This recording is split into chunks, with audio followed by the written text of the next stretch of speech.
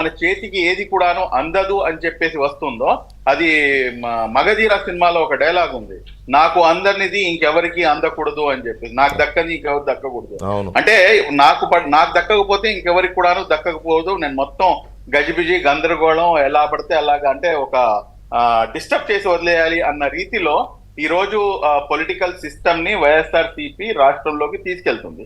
మీరు స్పష్టంగా గమనిస్తే గనక ఏదైతే మీరు మొన్నటి వరకు దళితులు, ఇందాక ఆల్రెడీ మాట్లాడారు, దళితుల యొక్క 27 పథకాలను, 1 కాదు 2 కాదు 3 కాదు 27 పథకాలను తీసేసినటువంటి ఘనత వైఎస్ఆర్ కాంగ్రెస్ పార్టీ ప్రభుత్వంది. అదేవిధంగా మైనార్టీలకి సంబంధించినటువంటి 10 అతి ముఖ్యమైనటువంటి పథకాలు, ఆ పథకాలన్నింటినీ కూడాను తీసివేసి ఈ రోజున మొన్నటి వరకునేమో ఒక కుల రాజకీయాన్ని తెరపైకి తీసుకొచ్చారు.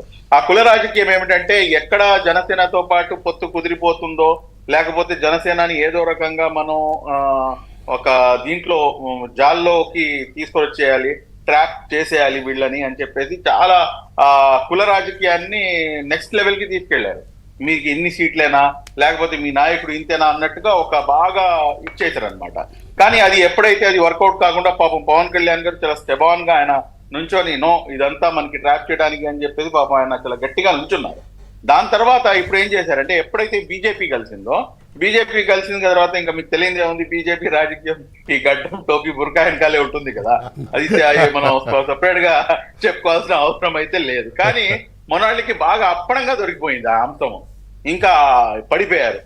ఇంకా బీజేపీ వచ్చేస్తే చంద్రబాబు నాయుడు గారు ఇక్కడేమో మమ్మల్ని మసీదుల్లో అసా ఇవ్వడానికి అవకాశం ఉండదు, దాని తర్వాత మనకేమో తినడానికి తిండి పైన చంద్రబాబు నాయుడు గారు ఇది తీసుకొచ్చేస్తారు, ఆంక్షలు తీసుకొచ్చేస్తారు, మిమ్మల్ని అది చేసేస్తారు, మిమ్మల్ని ఇది చేసేస్తారు అని చెప్పేసి అసలు ఒక రేంజ్ లో ముస్లిం మైనార్టీలని భయభ్రాంతులకు గురి చేసే ప్రయత్నం.